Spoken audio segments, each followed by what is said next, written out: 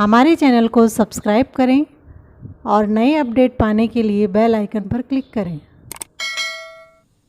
सुप्रभात, कैसे हैं आप सभी। स्वागत है आप सभी का आपके अपने channel Sanskrit in easy way में। आज हम कक्षा 10 स्पंदना पाठ्य पुस्तक से एकादश पाठः स्वदेशं कथं रक्षेयं के पाठ के पीछे के संपूर्ण अभ्यास प्रश्न हल कर रहे हैं। तो सबसे पहले हम हल करते हैं वस्तुनिष्ठ प्रश्न। वस्तुनिष्ठ में प्रश्न नंबर 1, महाराणा प्रतापः राजा आसीत्। महाराणा प्रताप राजा थे। उत्तर होगा इसका मेवाड़ राजस्य। प्रश्न नंबर 2 है, महाराणा प्रतापः कष्टं स्वीकरोति। महाराणा प्रताप कष्ट स्वीकार करते हैं। किसके लिए? अपने देश की स्वाधीनता के लिए। तो उत्तर होगा देशस्य स्वाधीनताये। प्रश्न नंबर 3 है वस्तुनिष्ठ में, किम महत् पापम वर्तते। बड़ा पाप क्या है? उत्तर होगा इसका आत्महननम। प्रश्न नंबर 4 है, किम कल्याणप्रदम उच्यते। कल्याणप्रद क्या कहा गया है? उत्तर हो जाएगा इसका वीरगत्या मरणम। वस्तुनिष्ठ में प्रश्न नंबर 5 है, महाराणा प्रतापः कथं स्वदेशं रक्षितुम् इच्छति। महाराणा प्रताप अपने देश की रक्षा कैसे करने की इच्छा रखते हैं? उत्तर हो जाएगा इसका प्राणेह। अब हम हल करते हैं लघुत्तरात्मक प्रश्न। प्रश्न नंबर 1 है, महाराणा प्रतापः कुत्र उपविष्टः आसीत्। महाराणा प्रताप कहाँ बैठे थे? तो उत्तर हो जाएगा इसका महाराणा प्रतापः एकस्यां शिलायां उपविष्टः आसीत्। महाराणा प्रताप एक शिला पर बैठे थे। प्रश्न नंबर 2 है, भामाशाह कः आसीत्। भामाशाह कौन थे? उत्तर होगा इसका भामाशाह मेवाड़स्य मंत्री आसीत्। भामाशाह मेवाड़ के मंत्री थे। अब प्रश्न नंबर 3, भामाशाह किम आदाय प्रतापस्य समीपम आगच्छति। भामाशाह क्या लेकर प्रताप के पास आता है? उत्तर हो जाएगा इसका भामाशाह धन राशि ग्रंथिम आदाय प्रतापस्य समीपम आगच्छति। भामाशाह धन राशि की पोटली लेकर प्रताप के पास आता है। प्रश्न नंबर 4, प्रतापः कस्य अभावे किमपि कर्तुम् असमर्थः। प्रताप किसके अभाव में कुछ करने में असमर्थ थे? उत्तर है इसका प्रतापः साधनाभावे धनाभावे किमपि कर्तुम् असमर्थः। यहाँ पी होगा किमपि कर्तुम् असमर्थः। प्रताप साधनों धन के अभाव में कुछ भी करने में असमर्थ थे। प्रश्न नंबर 5 है, भिल्लाः किम कर्तुम् उद्यताः भवन्ति। भील क्या करने के लिए तैयार होते हैं? उत्तर हो गया इसका भिल्लाः आत्म बलिदानम कर्तुम् उद्यताः आसन। भील आत्म बलिदान के लिए तैयार थे या तैयार होते हैं। अब है निबंधात्मक प्रश्न। निबंधात्मक प्रश्न में प्रश्न नंबर 1, प्रतापः अरण्ये उपविष्टः किमर्थं खिन्नः भवति। प्रताप वन में बैठे हुए किस लिए दुखी होता है?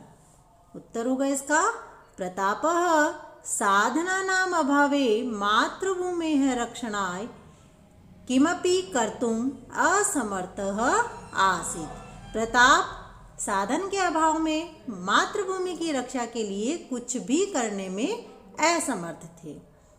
अतः स चिंतितवान् यत् किमत्र वासेन मे प्रयोजनम्। इसीलिए उसने सोचा कि यहाँ रहने से भी मुझे क्या प्रयोजन है। अब इसका प्रश्न नंबर 2 होगा। प्रश्न नंबर 2, आत्महननम किमर्थम महत् पापम अस्ति। आत्महत्या किस लिए महान पाप है? उत्तर होगा इसका आत्महननम महत् पापम वर्तते। आत्महत्या बड़ा पाप है। कष्टानि सोढ्वा वीरगत्या मरणम कल्याणकारम भवति। कष्टों को सहन करते हुए वीर गति से मरना कल्याणकारी होता है।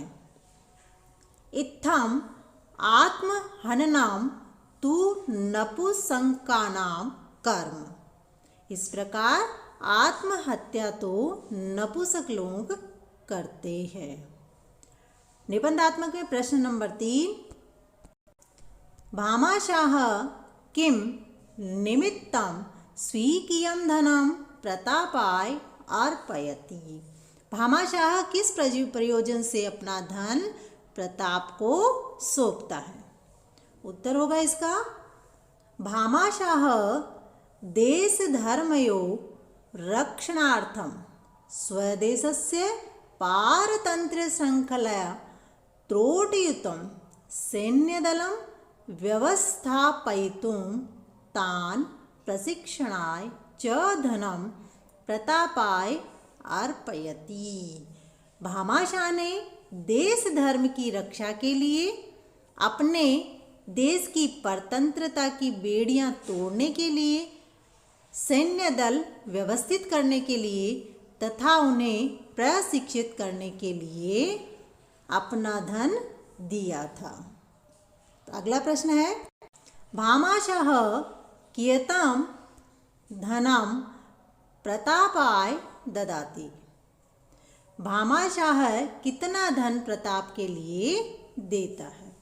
उत्तर है इसका भामाशाह इयतीम धनराशि ददाति यया 12 वर्षाणि यावत् 25 सहस्रसैनिकाः सहस्र योद्धं शक्नुवन्ति स्म। भामाशाह इतनी धनराशि देते हैं जिससे 12 वर्ष तक 25,000 सैनिक सहर्ष युद्ध कर सकते हैं। प्रश्न नंबर 5 है, धनं प्राप्य महाराणा प्रतापः किम उद्घोषयति। धन प्राप्त कर महाराणा प्रताप क्या उद्घोषणा करते हैं? उत्तर होगा इसका धन प्राप्य महाराणा प्रताप उद्घोषयति यदस्मात् एव क्षणात् राणा स्वदेशस्य पारतंत्र श्रृंखला त्रोटयितुं शत्रुन्।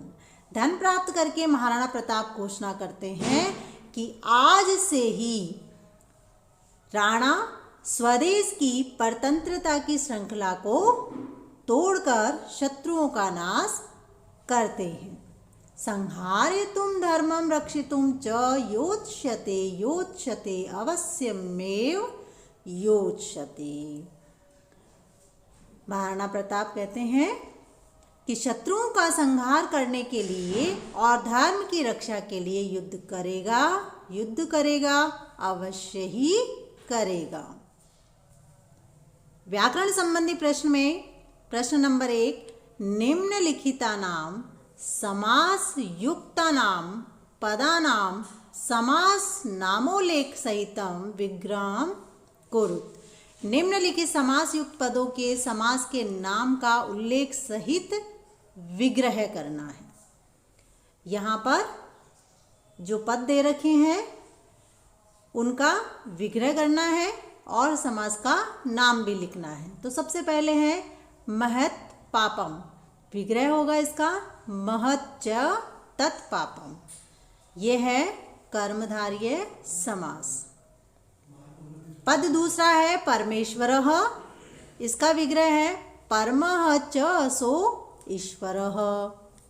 समास का नाम है कर्मधारयः। ग में है तुच्छ सेवकः, विग्रह है इसका तुच्छः च सो सेवकः। समास का नाम है कर्मधारयः। वीर पुरुषः, विग्रह होगा इसका वीरः च असोः पुरुषः। समास का नाम है कर्मधारयः। अगला प्रश्न है व्याकरण संबंधी।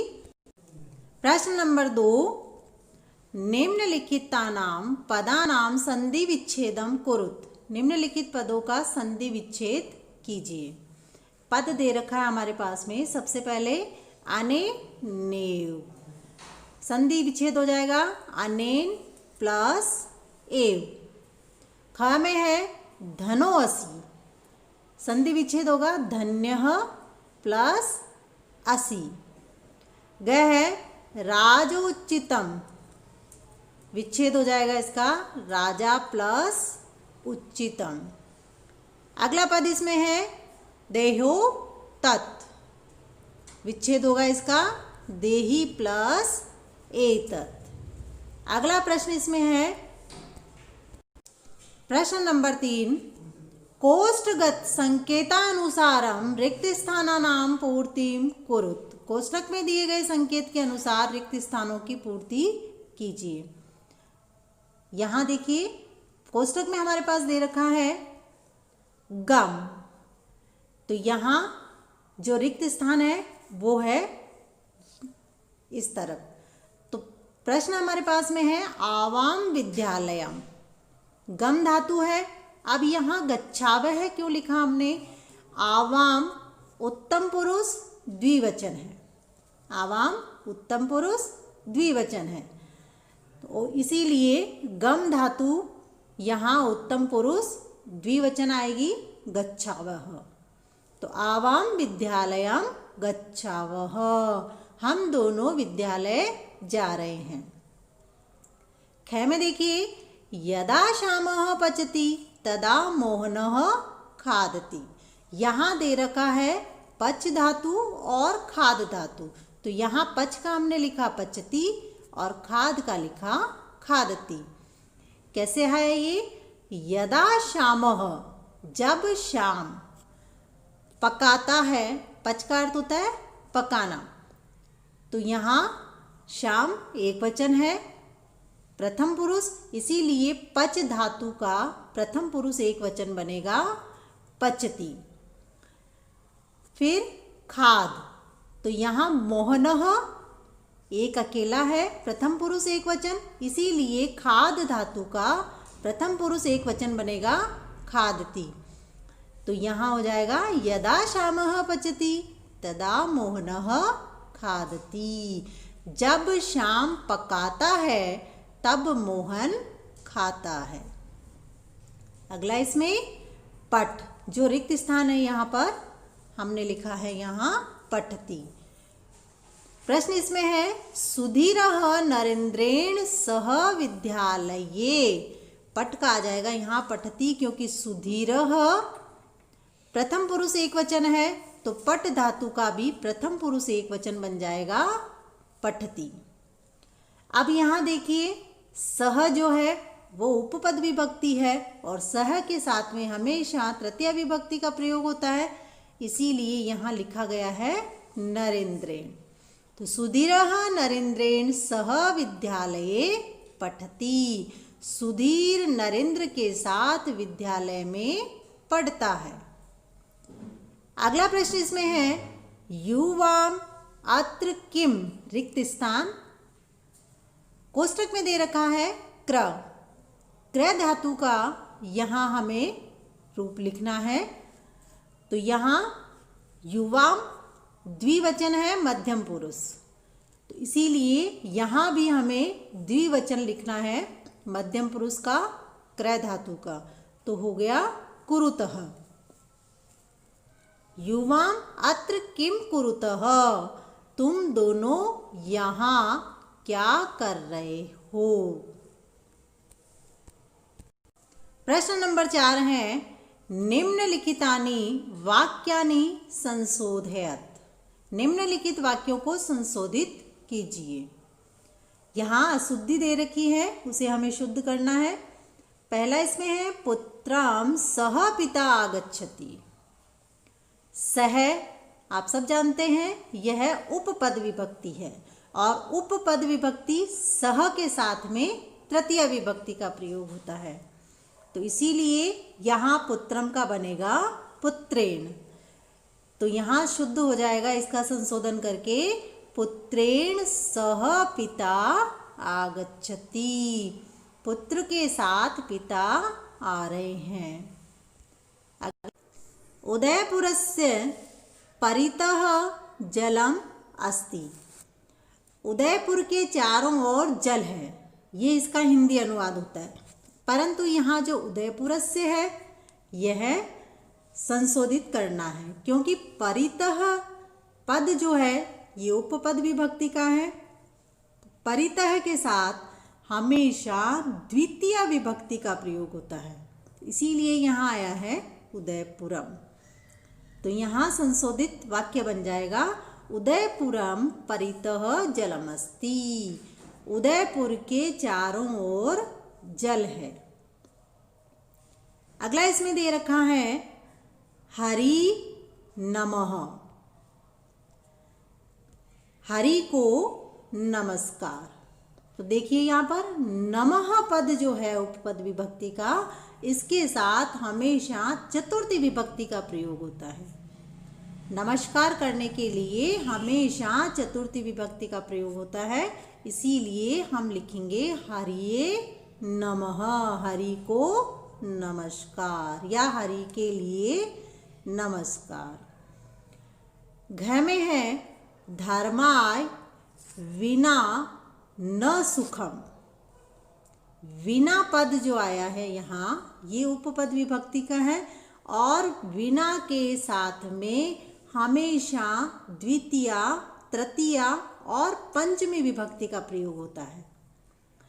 तो यहाँ जो धर्माय पद दे रखा है ये चतुर्थी विभक्ति है, तो इसीलिए हमें इसे शुद्ध करना है।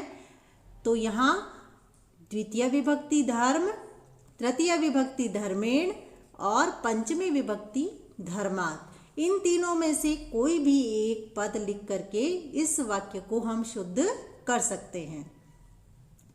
पद बन जाएगा, इसका वाक्य बनेगा धर्म विना न सुखम। चाहे हम ये लिख सकते हैं धर्मेण विना न सुखम या धर्मात् विना न सुखम। अब अगला इसमें है प्रश्न नंबर 5 स्थूलाक्षर पदानि आद्रतिकृत्य प्रश्न निर्माणम कुरुत। मोटे अक्षर वाले पदों के आधार पर प्रश्न निर्माण कीजिए। सबसे पहला हमारे पास में है आत्म हननम महत् पापम अस्ति।